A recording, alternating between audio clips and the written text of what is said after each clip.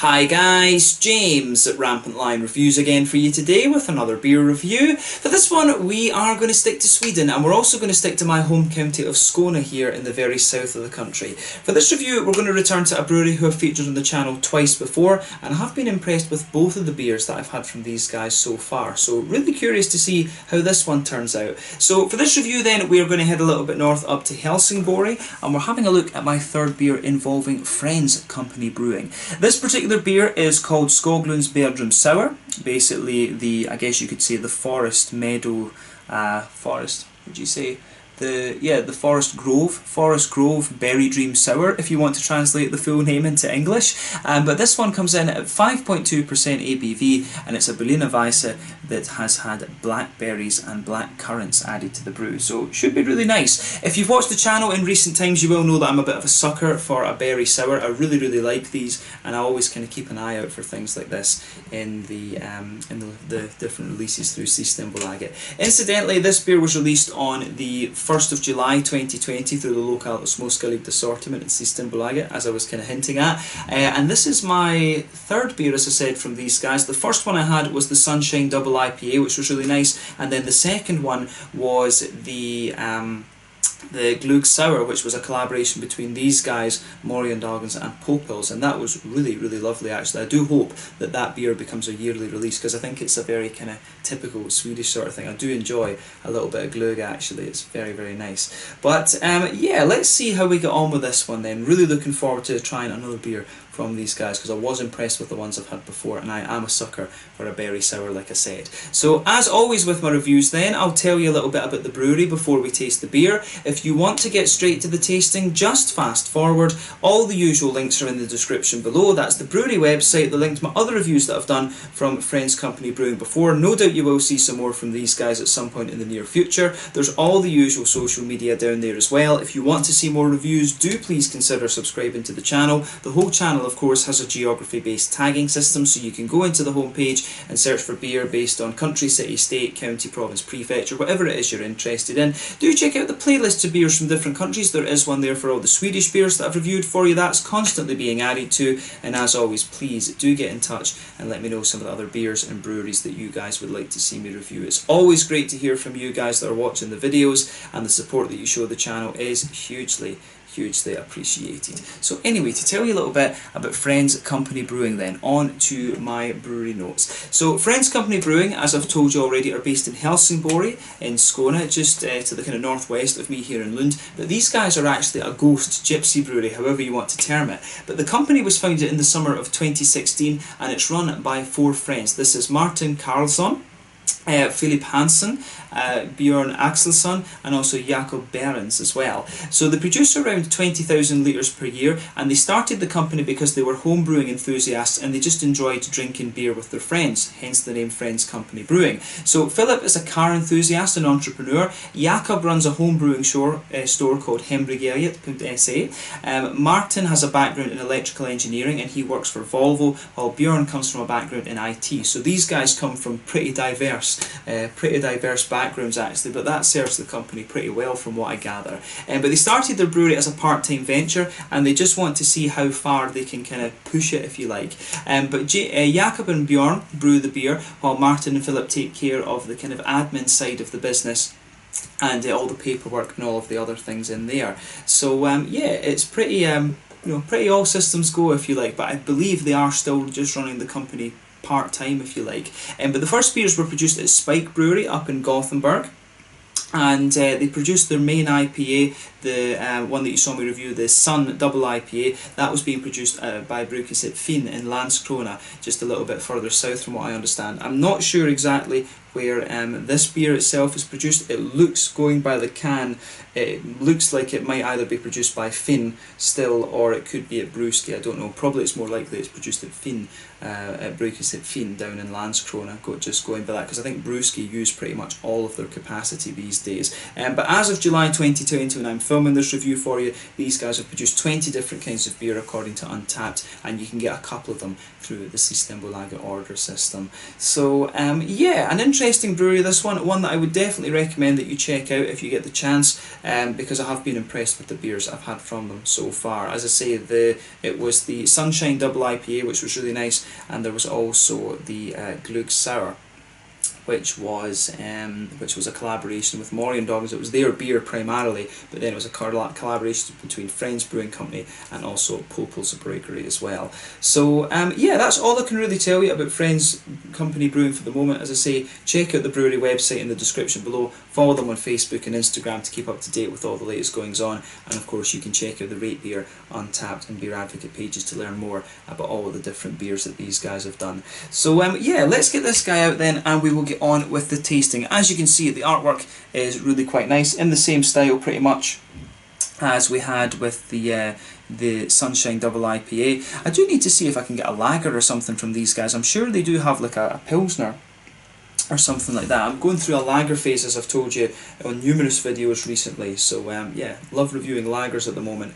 But yeah, 5.2% Berliner Weisse, this one, with black currants and blackberries added into the brew. But yeah, 5.2% ABV this one. Let's get it out and we'll get on with the tasting. A nice little 330ml can. As I said to you earlier, this beer was released on the 1st of July 2020 through the local Småskaligt assortiment in Systembolaget, and it is available nationwide from what I gather. It's not available just only in Skåne. Alright, so yes, is there any more? See about that. Yeah, there's one or two little bits of sediment floating around in this, but you always get that with Berliner Weisses. So yeah, as you could see, the head on this one, when we poured it, it was about a half quarter, you know, between a quarter and a third of a finger, and it was kind of pink and yeah, fairly, you know, quite light and quite pink if you like, but that's just fading away to be a very, very thin foamy layer.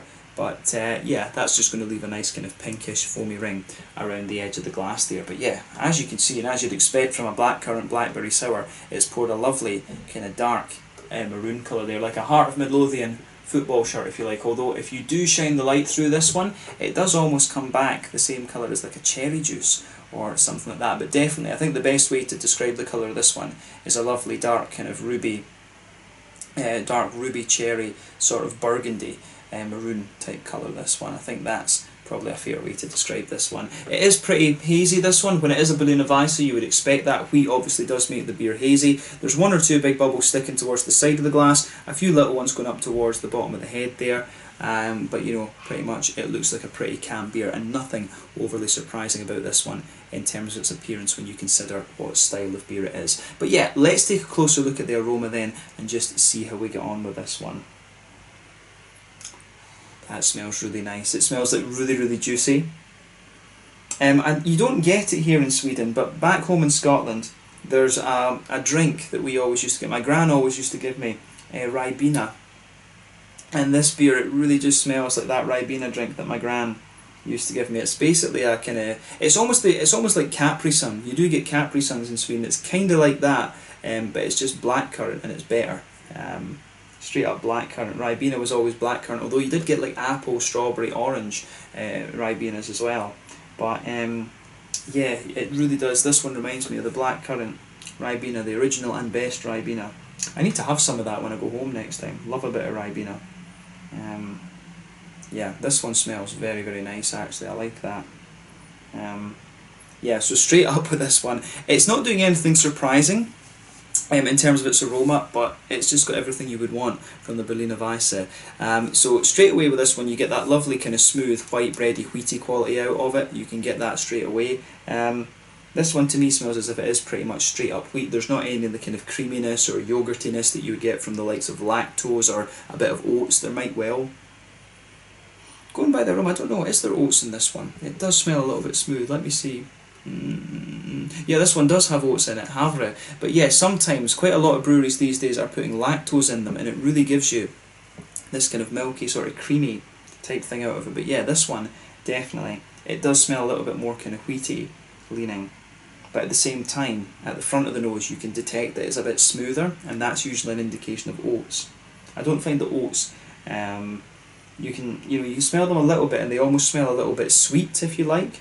and it's really, it's a bit of a strange thing to describe, but I've always just found the oats, they smell very, very smooth. But you can smell towards the back of the nose, I think the beer is a little bit more wheaty, but further forward I think it's a little bit more kind of oaty and creamy. There's maybe a little touch of a slightly biscuity sweetness to this one, like a McVitie's Digestive or something, but that's very, very minimal. The backbone of the beer, the wheat, the kind of malty side of it, is most definitely kind of white bready and wheaty, and then you've got the smooth kind of oaty qualities coming out of this one too. So yeah, that's a really, the backbone of this beer is really damn solid actually. On the hoppy side of things, it's what you'd expect. It's probably, some of the breweries don't usually add hops into the beer, and this one actually says that it doesn't. They haven't actually added hops into this one. It's interesting that, I don't know, the traditional German Berliner Weisses always have a little bit of Hallertau or Tettnanger in them, but the thing is with this beer you do still get the impression of a little touch of earthiness and a little bit of grassiness. It could be from the berries that have been added. And to me, the aromas that come out of this are really very, very nice. I do wonder if there's a wee touch of, I think this one definitely, you can tell from the aroma, it definitely has the real fruits in it. You know, it's got the black currants and the blackberries in it, but I do wonder if there's just a little touch of flavour essence in this as well. And some breweries do this, they'll put the fruits in, but they will put a wee bit of just a little touch of flavour essence into it, just to kind of make the whole beer kind of link up a little bit more. We might be able to see a bit that in the flavour actually, because if you just put in the straight up berries, you know, sometimes the beer can feel, you can really feel it's very kind of, it becomes very sort of separated in terms of its flavour. So sometimes putting a little bit of flavour essence in with these beers can sort of just smoothen the whole thing out. But you can smell with this, the thing, you can smell the black currants and the blackberries. I think it's the blackberries that are giving you the little bit of tartness out of it, and the black currants are giving you the sort of juiciness out of the beer. But you can smell with this one, it's definitely got the real berries in it, because you do get that almost kind of wet, brambly smell out of it. But at the same time, there is a wee bit of an almost kind of candied, fruity quality to this one. It could just be other kind of subtleties and things of the fruits, which can happen, of course. The yeast can play a role, everything can play a role in giving you some of these different kind of fruity notes, because underneath this you do get a little bit of a kind of raisiny, plummy, figgy type quality. It doesn't, a lot of the time when I smell these types of beers, you do get other little subtleties in there. As I say, this one doesn't have the hops. I think with a Berliner Weisse, especially if you're going to do a berry one, putting a little bit of Northern Brewer in here, which is very popular in Doppelbocks and Dunkels actually as the hop. You know, that could be a very interesting thing for a Berliner Weisse like this, because it gives you these sort of flavours. But the aroma to this, I have to say, I really like this. Lovely juicy black currants, slightly tart blackberries on top of that, a few kind of plummy, raisiny sort of notes sitting underneath it in a lovely kind of smooth backbone. A little bit of grassiness. This beer, it really, I know it doesn't have the hops in it, but you do get an impression of that kind of grassiness in there, and that sort of brambly, that sort of wet bramble note there. My grandpa always had brambles in his back garden. I used to get in trouble for eating them. It's like he's telling me, they're not ripe yet, don't eat those. But yeah, you know, being about 4 or 5 years old, in the mouth they went. But yeah, let's see how they get on with this one then. So yeah, let's have a taste of it. The aroma is beautiful, so do take a bit of time and enjoy that for yourself. But yeah, this one is the Skoglunds Bärdröm Sour, the Forest Grove Berry Dream Sour, if you like, from Friends Company Brewing, a 5.2% Berliner Weisse with black currants and blackberries from Helsingborg here in Skåne in the south of Sweden. Let's get stuck into this one, my third beer involving Friends Company Brewing. Sláinte, skål.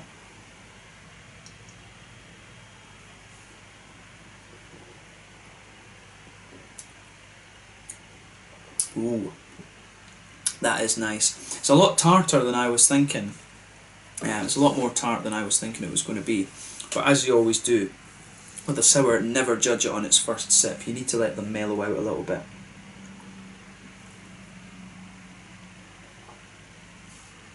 But I will say straight away, this is pretty damn solid once again. These guys know what they're doing. Quite obvious. I need to have a look at some of the other beers that they've got. As I say, they've got 20, and this is only the third. Although probably the other one would be listed under Morgendongs. This is only the second beer out of the 20 there that I've had from this brewery, and I've been impressed with the two of them. So I need to maybe I need to have a go at a lager. I'm sure I've seen a lager from these guys in the Systembolaget in Helsingborg. Maybe then a stout, I guess, would be the other one, because we've done an IPA, we've done a sour now, and so I guess the next ones would be a lager and a stout, so we need to look at that. But yeah, this is another solid beer from these guys. I like this.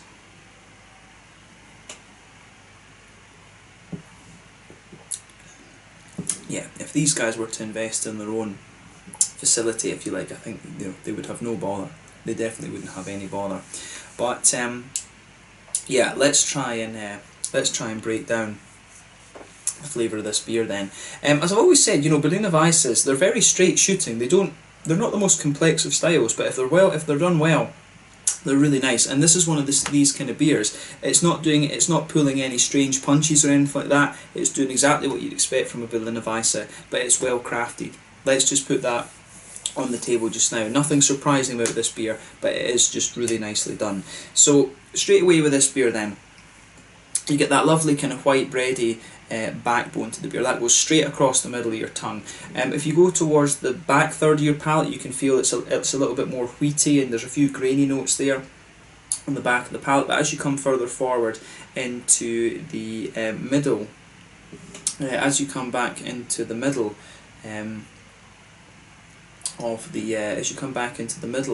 of the palate, you start to get more of the kind of smoother oaty notes coming out, especially as you move towards the kind of front of that middle third of your tongue.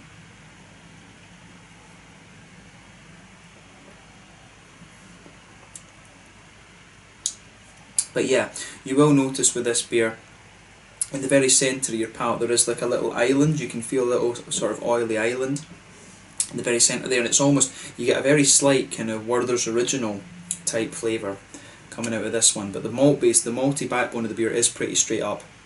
A kind of nice smooth mixture of wheat and oats. The oats come out a little bit more, I think, further forward behind the fruity part of the beer. Then the wheat comes out a little bit more towards the back, but the oats do kind of creep backwards quite a bit. On top of that, you've got that little kind of almost Werther's Original type island that I was talking about. There is just a little touch of a kind of sweetness coming out of this one in that sense. But yeah, the malty backbone is very smooth.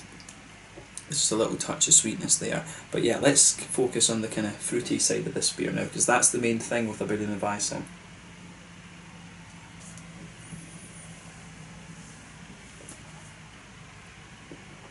So yeah, for me, this one again, it's really really nice. I mean, in the back corners of the palate, you do get the impression of a little touch of earthiness there. That kind of spreads forward a little bit. It does almost come out as being just a little touch floral in the front corners of the palate and a bit grassy around the front edge of the tongue. As I say, there's no hops in this one. At least they're not listed there on the can. It doesn't taste like it really has hops in either, to be honest. You don't really get a bitterness out of this, but in fairness, with a lot of Berliner Weisses, you don't get the bitterness there, or you only get a few IBUs. But yeah, there is a little touch of grassiness there, like I said, but the fruity part of this beer is where the focus should be. The traditional Berliner Weisses, the German brewed ones, usually have a bit of Hallertauer or Tettnanger in them, the low alpha acid hops. And I think usually they put the ones that they put in are a little bit older, just so that it doesn't, the hoppy bitterness doesn't kind of compete with the sour side of the beer. So I think they do the same with Goses as well. But yeah, the fruity side of this one is really nice.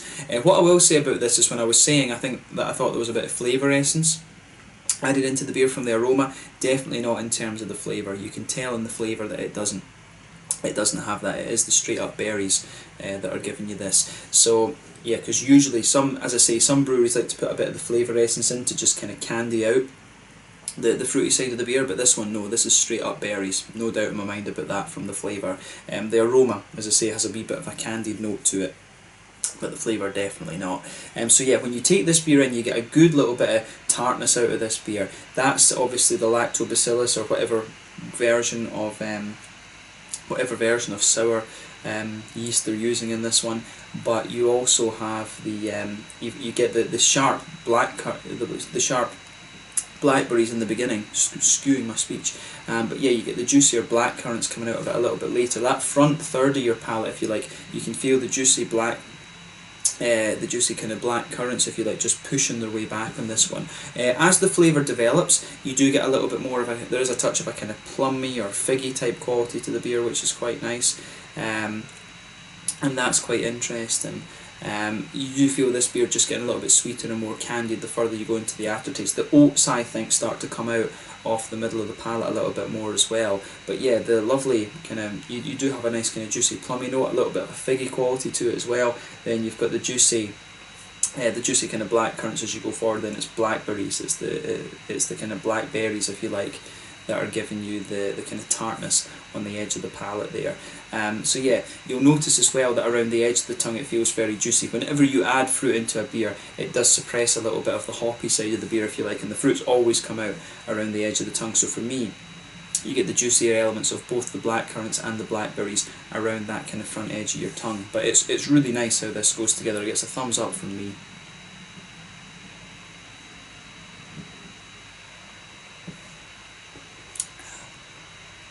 But yeah, this is a solid beer. As I say, you can tell with this one there's not the flavour essence in it, because it doesn't come across as candy. These are, you can tell it's raw berries that are in this, because it does, when you go into the aftertaste, you do get a little bit of that.